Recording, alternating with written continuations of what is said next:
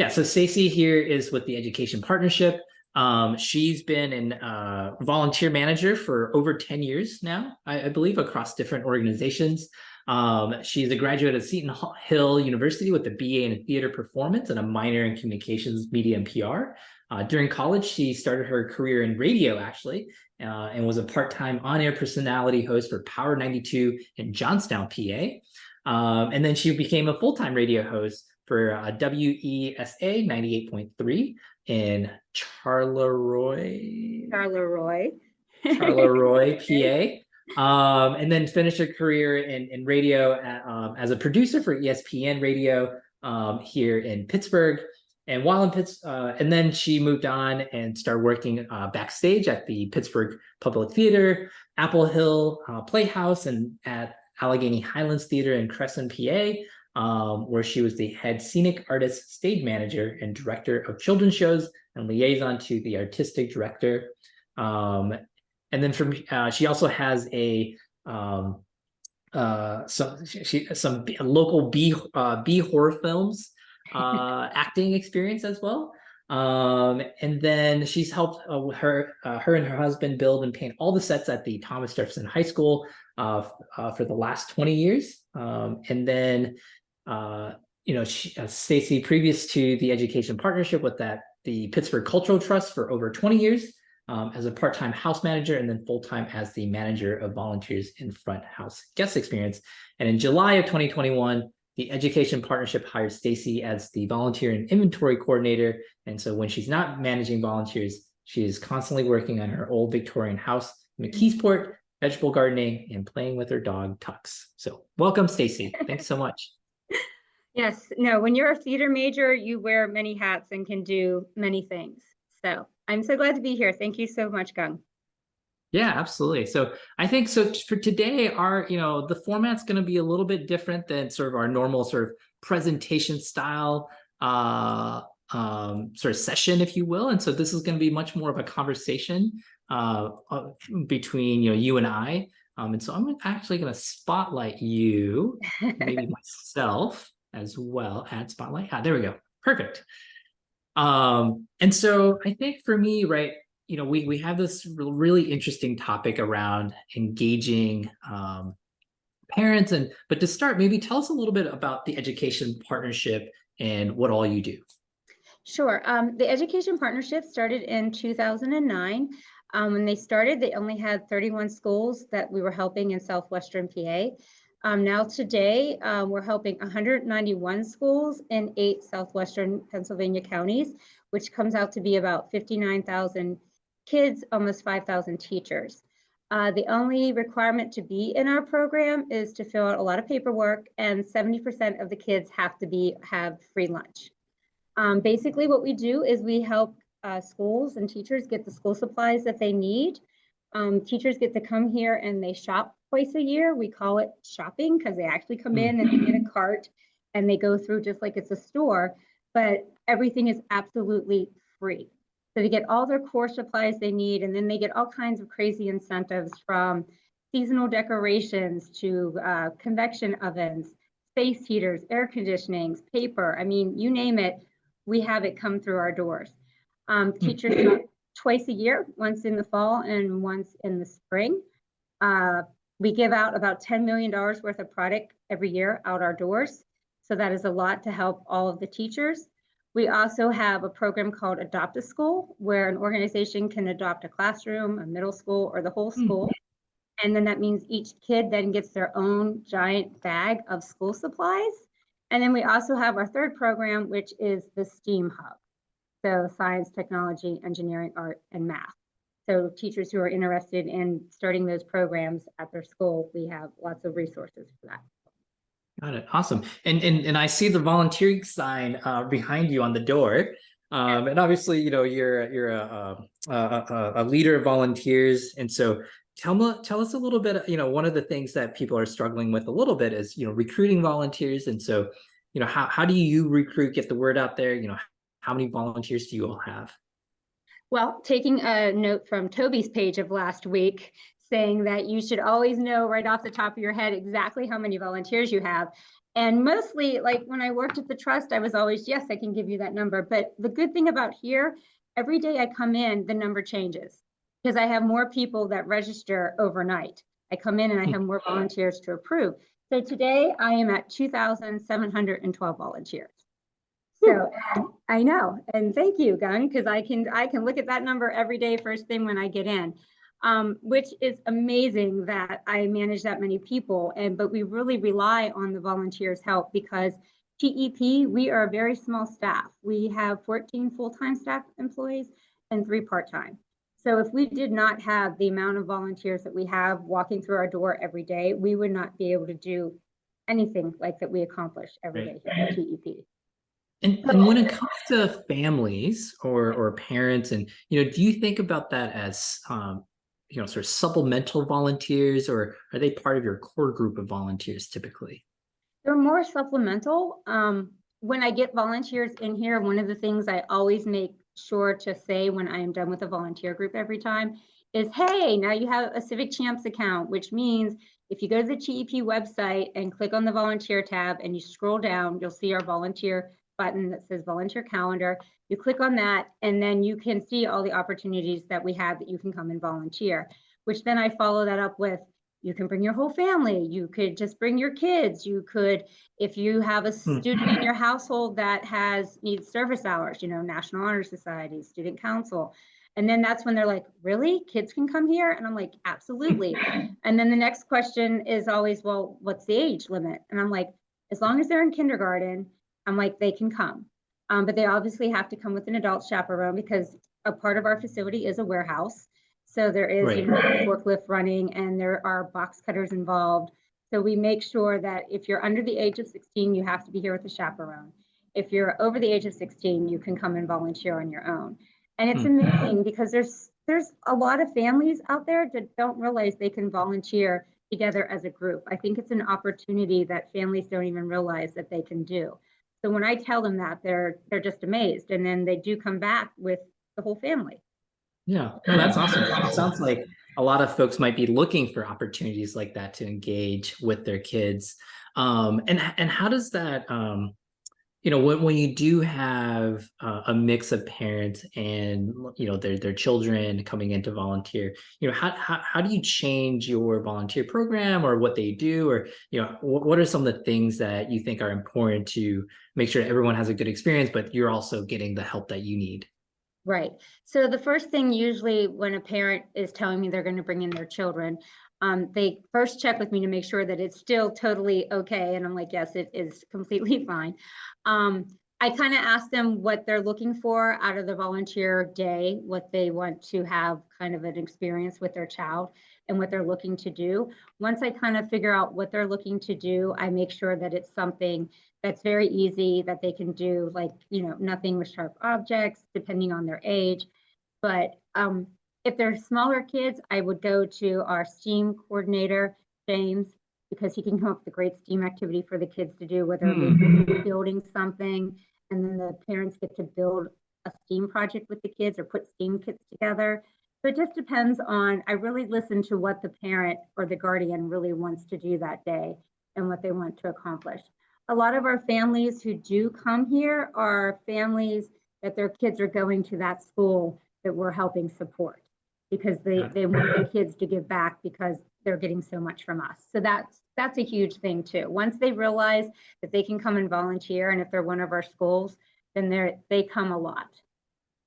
Interesting, super interesting. And do you have like dedicated sessions for families, or are they sort of mixed with your other general volunteers? They're kind of mixed. They Yeah. normally, they'll basically, if they do come, it's on a Saturday and it's Saturday morning. So they are mixed with the other volunteers. But it's great because they get to interact with the teachers that are here, and the teachers really love to see other students here and helping support TEP. But yeah, it is usually very mixed. One of the things I would like to start up is, I know right now it's really big for kids to learn in service and volunteering hours, is possibility of starting like a birthday party type thing. Like the parents could come here with a couple kids, have cake and ice cream, and then they go and they volunteer. So that's an option that I think would be fun thing to start here, especially on a Saturday. So, they would bring their whole kids and their friends and they can make Yeah. it an event. And yeah, because sometimes I know there's kids out there, they don't want their Christmas gifts or their birthday gifts. They would rather try to give back. So we have a lot of kids like that, when we do our backpack drive in the fall, there's this one kid that ends up collecting, he takes all of his Christmas and birthday money and goes and buys all the backpacks. And he brings more and more every year. So in our area, we have a lot of kids that want to do service projects. That's awesome. I mean, that's super inspiring to hear, and it makes you sort of feel better about the future, right? So Yeah. that's awesome. It makes my job And by the easier way, too. yeah, makes it fulfilling. And for those in the audience, since this is a bit more of a conversation, I encourage, if you have questions, feel free to put them in the chat, and we'll also try to get to those as well. So certainly don't let me be sort of the question hog, if you will. But I guess the one thing that as you're talking, that came to mind is just like, well, why do sort of family oriented or parent oriented volunteering, like what's the value to TEP of having this different type of volunteer, right? I hear a lot of folks say, well, I just want my core volunteers that come every week and they're essentially like an employee, and that's who I really want. And so why is it that you are open to and find value in sort of this kind of engagement? Sure. Yeah, there is nothing wrong with that good core volunteer that is here every week that you can depend on. But when you get a new group of volunteers to come in, or a family, well, and they have an outstanding experience, that's the best PR you can have.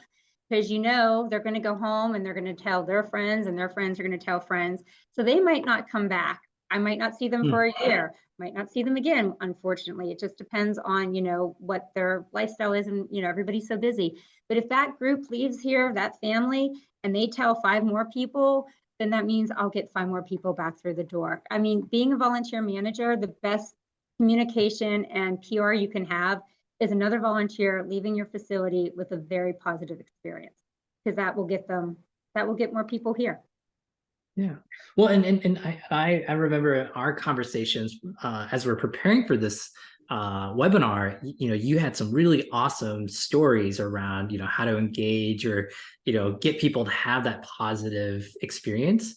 Right. Yeah. Do you mind just sharing maybe some examples of things that you've done that you felt worked really well to engage your volunteers generically, but maybe even also parents and families? Right. So I try to make fun activities when I can. If there's like a fun holiday coming up, or if it's national, I'm just going to throw this out, chocolate chip day, I try to come up like quizzes, or I'll make sure I'll have like maybe some cookies that day. The favorite one that I did was, I had one group of students here, and their activity was to cut out Jason hockey masks from Friday the 13th, and 13 and black cats.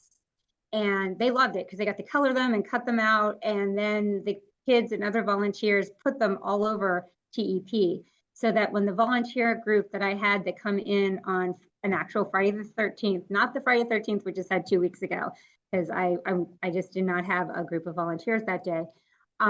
Then the volunteers that were there, their goal was not only to volunteer that day, but while they were volunteering, to look for all the Friday the 13th symbols. And then whoever got the most symbols got a prize that day. And then I also came up with a crazy Friday the 13th quiz that day. So it's like, if the volunteers are going to be here, I would say for more than 3 hours, you can add a fun activity like that. It takes a good break. Most of our volunteers are usually here for 3 to 4 hours, and they end up eating lunch. So like, that's the time that I try to connect with volunteers and have a fun activity, or just go and have a conversation with them. Because the minute you learn a volunteer's name or some special little thing about them, and you can remember that, so when they do come back, you're like, hey, Susan, I remember you, and that means a lot to a volunteer, that they just weren't a body in the building. If you can really personalize the experience and remember a person's name and something about them, that's gold. I can't believe to tell you how much a great resource that is to have. Right. Yeah, we've done several webinars now where our guests have talked about the value of that sort of that making that emotional connection, right? Making this experience something memorable and different ways to do that, whether that's, I think an example we've done is like having them bring in something that's special to them if they're donating an item, but it's like, hey, there's this little bit of a story, like what's your favorite food if it's a food drive, or and so yeah, this all resonates so much in terms of the importance of making those type of connections. And I see someone put something in chat. I think, yeah, Catherine. Yeah, and Catherine's mentioning sort of the value of preparing this next generation of volunteers, right? And as especially, I think we've noticed across the board with our customers, right, that with COVID and people building back their programs, we lost a lot of our older volunteers that didn't really come back for one reason or the other, and we've had to sort of replace them with a new batch of volunteers. And so, yes, training this new generation, obviously very important. So, yeah, and I guess, and Catherine mentioned, they try to connect with local schools, Boy Scout troops, and things like that. Yeah, is that something that you also do in terms of recruiting, is, connecting with these groups? Yes, the Boy Scouts, the Girl Scouts, we reach out to a lot of Rotary clubs, churches, and even other groups that have volunteers, like the food bank. Yeah, you use whatever resource you can. And it's always great too when volunteer managers can connect and come up with, strategies and things that they do. But yeah, we totally reach out to whatever groups that we can. Oh, interesting. And does that mean like you're doing maybe some joint volunteering opportunities with other organizations? We've had the food bank come here and we've given out some food to the teachers. And usually if the food bank comes, they bring some of their employees. So obviously if they're here that day, they're volunteering for us. So, and TEP does let every staff member have 2 volunteer days to go and volunteer. So like when I go and do that, that's an opportunity to tell that volunteer group about where I work, and they could come and volunteer and help support the education partnership. So it's like a full complete circle. Yeah, no, that's super interesting. I don't think I've heard of as many volunteer managers, sort of leveraging those kind of partnership. That's super interesting. And I guess one question is, obviously, a lot of folks reach out to churches. Sometimes I've heard that they can be even unresponsive for certain groups, et cetera. What do you think it is that makes it so that you have success with them? Is it that you've always had a longstanding relationship? But let's say, what if it's a new organization? How would you go about introducing yourself or connecting with maybe someone that's a little bit newer and doesn't know about TEP? Right. The first thing that I always try to do is just, I hate to say it, a cold email, just to see, hey, who would I talk to at your organization about volunteering? And then hopefully, you get a reply back. And if you do, and if it wasn't the right person that you sent the email to, they hopefully in good cases, they redirect you to the person. And then that's when I would pick up the phone and give a phone call. Because I think emailing's great and it's quick, but there's nothing like, still picking up a phone and talking to an actual person. And then that's when you can start telling them about your organization. And then you can even say, hey, do you want to come and take a visit? Do you want to see, what we're all about in person before you come and volunteer? I think there's a lot of good in still getting a phone call to a person than just an email. But it's a lot of work searching out who is the right contact. I know right now, one of the things that we have been working on, and it's a lot harder than I possibly thought it would be, is coming up with a list of not only the schools that we help, but the other schools around our area that we're not supporting because they're in a higher tax bracket, that the schools they don't need the resources that we give to the schools. And so we're trying to get those schools involved. And it's like a maze to figure out who in the school do you contact to get to the right person to get the volunteers here. Because for each school, it seems to be somebody different. Right. It could be the secretary, the principal, the guidance counselor. It could be the person who's the head of that club. So that is probably more challenging to figure out which schools and how to contact them about volunteering than probably any other organization. The Rotary clubs, the churches, the Boy Scouts, the Girl Scouts, that's pretty easy. But kids are some of the best, teenagers are some of the best volunteers that we have walking through our door, and trying to figure out the right connection for each school, that's challenging. Got it. So what I'm also hearing is, if you're listening to this, is if you're looking for sort of low-hanging fruit, maybe not start with the school, but some of these other clubs and churches first. Yes. But then there's this additional opportunity as well. Right. Yes, and the Very other cool. important thing is to make sure that you have on your website what volunteer activities you have, and maybe even make sure that you have the ages and activities that someone is going to do. Having all that information, as much information you can. Like if you decide to do the birthday party thing, throw that on there, because yes, I'm talking about it, but if it's not on there, then people aren't going to know about it. Right. One of the ideas that I had bouncing around my head last year, and I'm still trying to figure out how to do it. But I know a lot of my friends have huge families, really big families, and family reunions, those are a big thing. Some people do it for a week, some people have it for a weekend. And so I would love if there was a way that you can even reach out to families like that, because maybe the families during their reunion weekend, as a family activity, maybe they'd want to come and volunteer all together. Sure. And that would be a great group, because it's the whole family. They're connecting, they're doing something good, giving back to an organization in the area. So I really want to start looking at that angle. And I think that's a resource that a lot of people probably haven't even thought of, is reaching out to not just a family, but let's go for the whole family.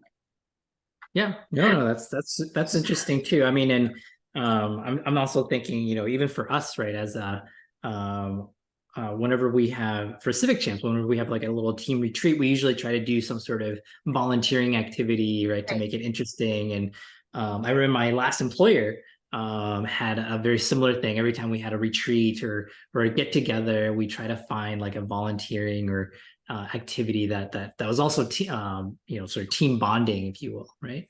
Right. In fact, and then yeah. I'm sorry. No, we actually have a volunteer group that comes here, and they're from all different states. And so they come here, they use our boardroom for a half a day, or they're usually here for a day and a half. And then whatever that half day is, they volunteer before they leave. So they're using our area to have their meeting and get together with their employees. But then afterwards, they're doing volunteer work for us. Yeah. So they really love that setup. And I can't tell you how many times they come here. So that's a good thing too. If you have a space where an organization or an office wants to have a team building, they want to have a meeting, they offer your space, and then they volunteer for you. It's like a give win-win. Yeah. And do you charge for the space for that organization, or do you normally see like on the flip side, like donations or anything like that in addition to the volunteering too? Yeah, usually these groups that come, they bring donations, and then their time that they give us for volunteering is priceless. Got it. Awesome. And one of the things I'm going to circle back to, you mentioned earlier, is this ability to maybe remember a volunteer's name, so that they feel like they're recognized and they're you care about them. But with 2,700 volunteers, either you have and maybe you do, like an amazing memory, but are there hacks or tools or ways that you're leveraging to provide that kind of experience, even though perhaps you didn't remember, you might not be able to remember immediately, but you could look it up or something, right? So how do you do that? Well, a part of it, a little bit, is just my background in being a theater major and being able to memorize. But one of my tricks for memorizing is if I can connect something with that person, that just sticks in my brain. If it's an object, I hate to say it, a song, a color, a TV show, a movie, a famous quote, whatever, and I attach it to that person, and then for some reason it really, really sticks in my brain.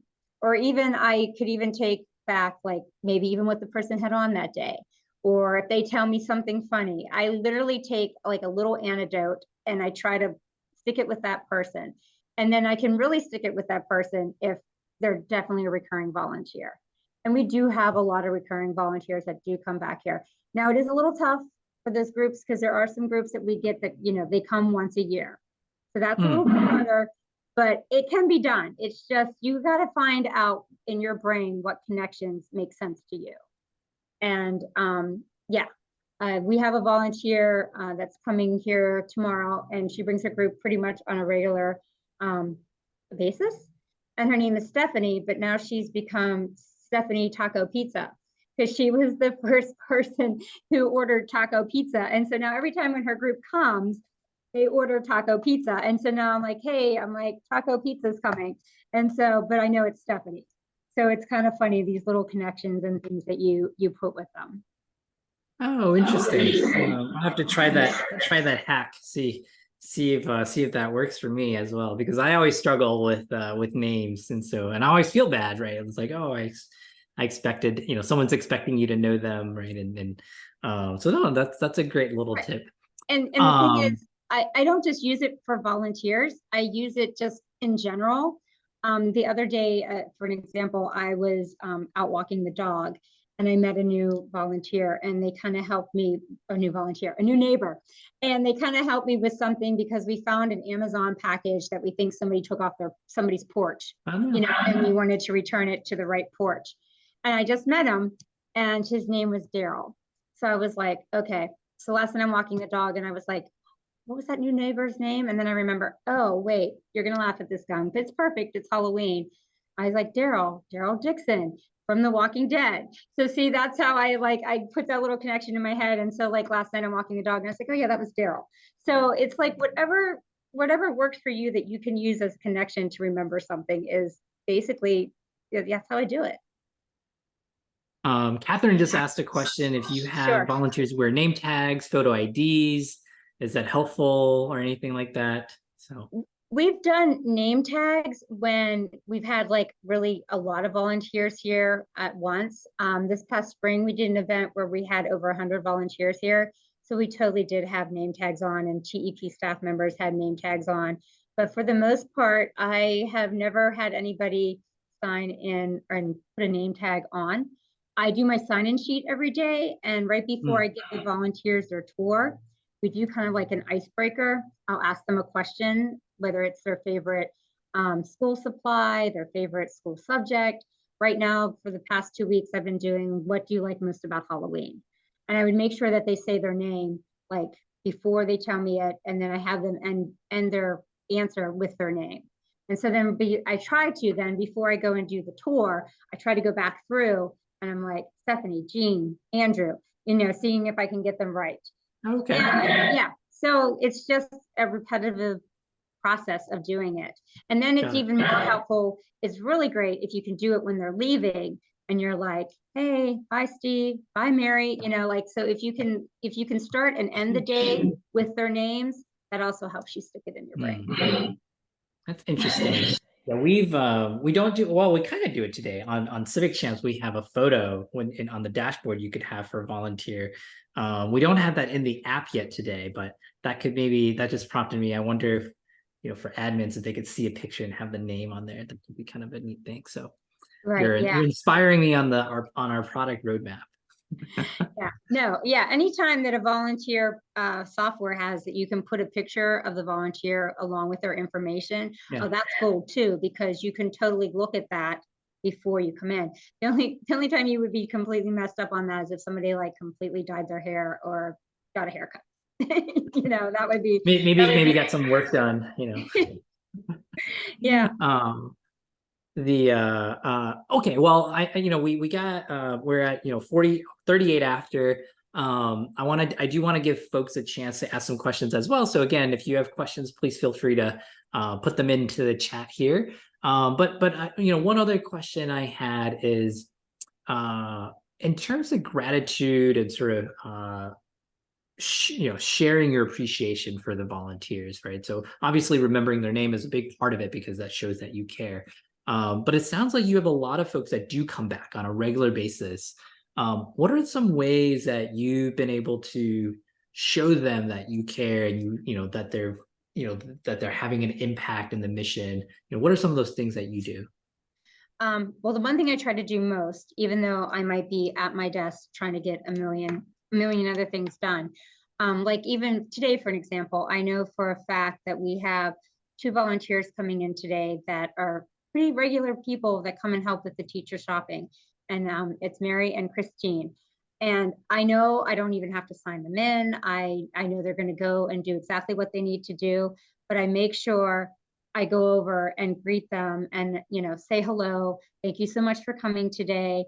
How's your week going? I just kind of ask some general questions because, yeah, I could just, sit at my desk and be like, oh, yeah, Jane's here today, Bill's here today. They know what they're doing. I think even though I might be, swamped with a million things, that 5-10 minutes that I take to run over to the Teacher Resource Center and say, hi, Mary, how are you today? Thank you so much for coming again. That's really great. And then if I don't get a chance to personally go over and thank them for coming, I'd make sure that I at least send them an email the next day saying, hey, sorry, I didn't get to see you. Thank you so much for coming today. I hope you had a great time, and things like that. Great. And then I always ask them for, suggestions, like if they had an issue or something went wrong, it's really good to ask because sometimes a volunteer won't tell you something unless you ask. And we're not mind readers. I know I try to mind trip to learn names, but we're not mind readers. So I think no matter what, whenever you can have just, even if it's 10 seconds with a volunteer, that's an impact. Right. No, I totally agree. Right. And there's no real replacement for that the interaction and that human touch. Right. And so much of what we found and through our research, right, is people volunteer because of the social experience that they want to be connected to their community, and so providing some of that is definitely something that folks are looking for, right? Yes. So well, I think we again, I'll let folks sort of put in their questions. The last thing I wanted to sort of end this sort of formal fireside chat piece is in terms of reflecting as a volunteer manager from the last 10 years that you've been leading volunteers. If you had an advice for our audience today, what are some things that you previously tried to do that maybe perhaps you would do differently today? Or like what's one, if there's like one thing you're like, hey, you should definitely try to do this, or I would have done this differently. What's a tip that you would have? I would say you might think you're prepared. You're not prepared. Be beyond prepared than what you were, because things can happen, things can change in a minute's notice, and you just have to be able to pivot. I know the first couple of days that I was here, the new volunteer manager, and like the first day that we had a decent group of volunteers come back because we were still dealing with COVID. I got a little rattled, a little frazzled because it was completely different situation than what I worked with 10 years previously at my other job. So, take a breath, calm down, just don't feel overwhelmed. Know that you're a volunteer manager, you got many hats, you can do many things, but be more prepared than you already are. I think that's the best thing that can, because you never know what's going to happen. Just for example, the one day when we had that volunteer event that we were supposed to have over 100 people here, there was like 3 races going on in Pittsburgh, construction on 2 bridges. It was raining cats and dogs. And it was like what should have been like a 20-minute commute for me to get here turned out to be like an hour and a half. And I even was planning on getting here early. And so it's like always just be prepared. And I think the best thing is, and I personally have a hard time doing this, and I should learn to do it more. Because we do have 3 different departments here and the volunteers are involved in 3 different departments. Wear many different hats. And sometimes I'm one of those people who wants to do it all. I can do it all. I will take it all on myself. It's okay. And see, I have to teach myself to even say this. It's okay to ask for help because we can't do it all. There is a staff of 14 and then 3 part-time people here. But like I said, we have almost 2,000 volunteers. So I need help. there's days when I just cannot manage it all. So don't be afraid to be nervous, step back, take a beat, take a breath, be more prepared, and always kind of be willing to ask for some help. Because if you don't, as a volunteer manager, you're going to drown. You're going to drown, and you're going to be just burned out, really, truly. And good volunteer managers are hard to find. So don't let yourself get into that trap. Absolutely. Yeah, there's definitely a lot of turnover in the role for a lot of organizations. And so, hopefully with your advice, there could be a little bit more longevity. I see another question come through in the chat here from Catherine Foster. Do you personally train new volunteers, or do you encourage current volunteers to do the training, or is it a mix of staff volunteer training? And do you have advice about what training method works best? So I go around, and after they get their tour and they see the 3 departments that we have, the teacher resource shopping, and our STEAM, and then we have an adopt a school program where I think I talked about that, where the kids get their own bags of school supplies. Depending on how many volunteers we have, we try to split them up equally through those 3 departments, depending on who's in the office that day, because we are very lax on our schedule here. People do get to work from home. So I try to be prepared to find out who's working from home and who's not. And so if Abby's out of the office and I know she needed core boxes built, then I know I'm going to be the person to lead them and show them how to do that. But if Abby's here, then, I know she can take the 5 volunteers and she can show them what to do. Because that's the hardest part. Our building is very big. So after I give the tour, I'm like 3 people for inventory, 2 people for building boxes, 2 people upstairs for STEAM. So I'm running to place them all in that area. And I really depend on the fellow staff here to take the volunteers for that activity. If they're not here, then it does come back on me. And then I have to make sure that I know what I'm doing and I can show the volunteers the right way to do the task that we ask them to do. So it's a little bit mixed of both. Got it. If you can get to your point, if you can get help, use the help. But if you can't, make sure you're prepared to do it on your own. So yeah, no, that's great. Well, we'll take a quick pause here. Again, if you have additional questions, feel free to continue sharing those. But I thought what we would do real quickly is for each of these, just a quick overview on Civic Champs, and then we also have a couple sort of freebies and offers that I wanted to share with everyone as well. And so hopefully everyone can see my screen. And so one thing, in terms of when we're talking with Stacy here is, this ability to sort of have time to engage your volunteers, right? And one of the things that we think about is how do we give back that time to the volunteer managers, right? By taking things off their plate. And so what you're looking at here is our mobile app that allows volunteers to actually self-check in, right, into the platform. And so, once they're checked in, they can, the little timer starts, and then it'll automatically check out volunteers, right? So you don't have to worry about that piece of it. And then if you have volunteers that do remember to check out, we also collect some of that feedback, right? So to Stacy's point, not everyone will share that with you necessarily. Sometimes you have to ask for that feedback, and so we try to make that ask as simple as possible, and so they can potentially share that. And then you can use, they could also share this on a kiosk as well, right? And so, of course, if they are happy on the mobile app, people have an opportunity to also donate. So that's one of the features that we have as well. And then on the back end, right, so you could see we have big stats at the very top to get those volunteer hours that Stacy, or the number of volunteers you have, right, as stats that you might want to report on. But also you can quickly see, reflections and feedback from all your volunteers throughout the day. And if you click on one of their names, right, or I'm sorry, and we also have this ability to sort of manage folks in various groups here that you can see, right? And so, yeah, so those are some of the, sort of quick features around Civic Champs in case, you're new to us and haven't seen this, right?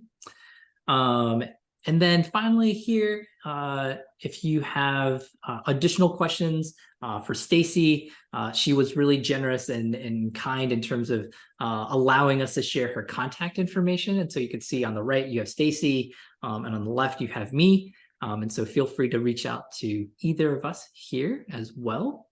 And then finally, Stacy, I'll let you sort of talk about this, but there's a cool event that's coming up, right? And so I don't know if you want to share a little bit about, yeah.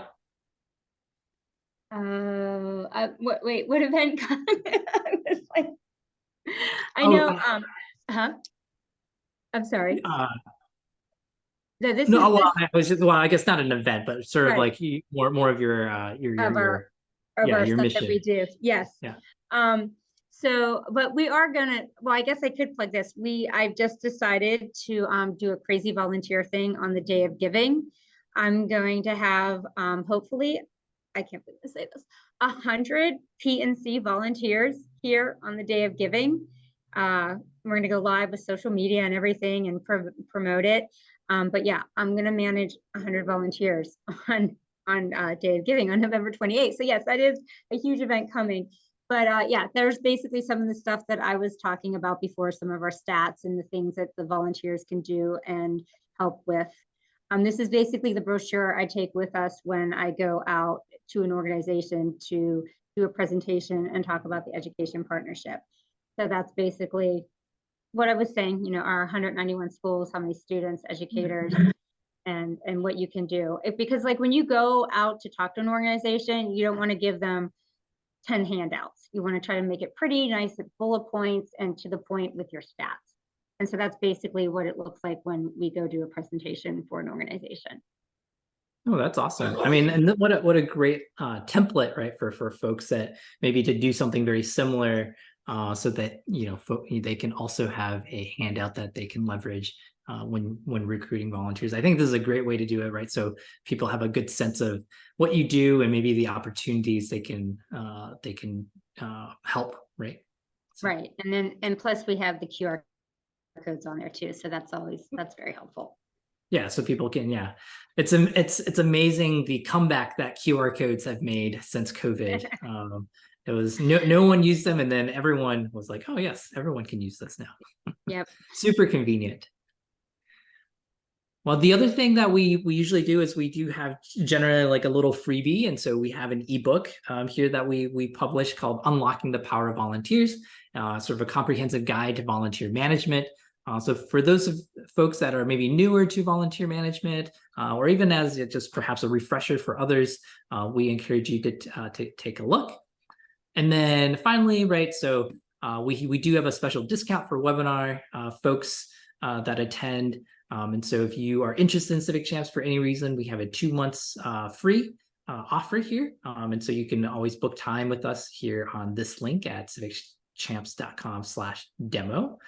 And then last but not least, we have a number of really cool webinars coming up. So on the 2nd, we have a session just around mentorship, setting up your program with success with and we have a guest from Two Mentors. She's a consultant who specializes in helping people create awesome mentorship programs and thinking about how to leverage volunteer mentors if you're thinking about adding that on as a program.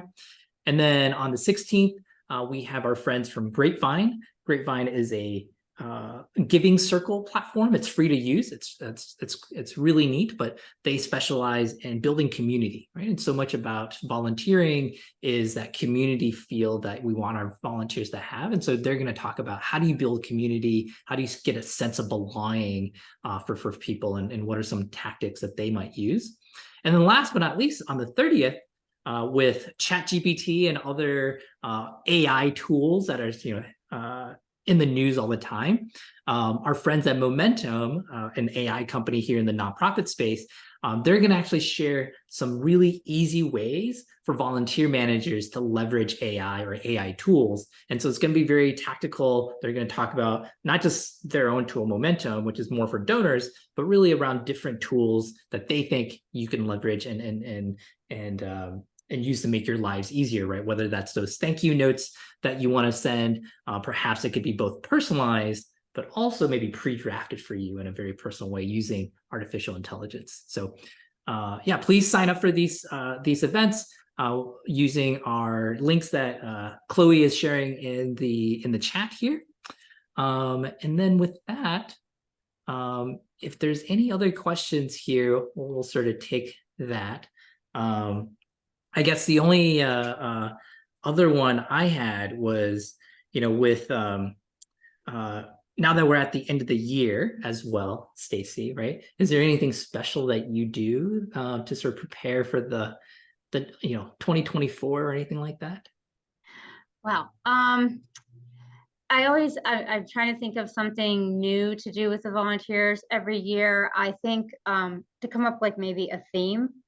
So I think my theme for 2024 is going to be, for every season, there's a reason to volunteer at TEP, is my theme for next year. And we're going to build on that. And somehow I'm going to make that theme work also for Volunteer Week. Because Volunteer Week last year, I didn't have an overall reaching theme. I did a theme for each day, which was a lot of work, which was fun though, because then the volunteers were like, well, I'm here for Tasty Tuesday. Or we did, what was it? Manic Music Monday. And I had all the volunteers that were coming to give me their 5 top favorite songs. And then we made a playlist and it played the whole day while they were here volunteering. So anytime that you can come up with a fun activity that also you can ask the volunteers, hey, how they could be a part of that activity before they even walk through the door, makes it even more exciting. Because I even told them to wear like their favorite concert t-shirt that day. So, it was kind of fun. But my theme for next year is that for every season, there's a reason to volunteer at TEP. And so I think I'm just going to try to build off that and see where it goes. That's awesome. Well, we wish you the best of luck. I'm sure it'll be awesome, and perhaps we'll have a chance to hear about it next year when we have you back on again. Great. Thank you, Gung. This has been fantastic. I am so sorry for the technical difficulties. I might know what I'm doing with volunteers, but tech-wise, I am not the person for that. So I'm sorry. No. That's why, for us, right, we have to make our tech as simple as possible. Yeah. Makes sense. Yeah. Ask me anything about volunteers. Ask me something tech-wise, and I will straight up tell you I'm clueless. So yes. So thank you so much. This was a great opportunity. And like I said, I love talking to other volunteer managers, and it's always great to connect and help solve problems, because you might think it's a problem, but somebody else has a solution. And it's, like I said, ask for help when needed. Awesome. Yes. Well, so that will end today's webinar. Thank you again, everyone, for joining us. We always appreciate it. And yeah, hopefully we'll see you in the next upcoming weeks.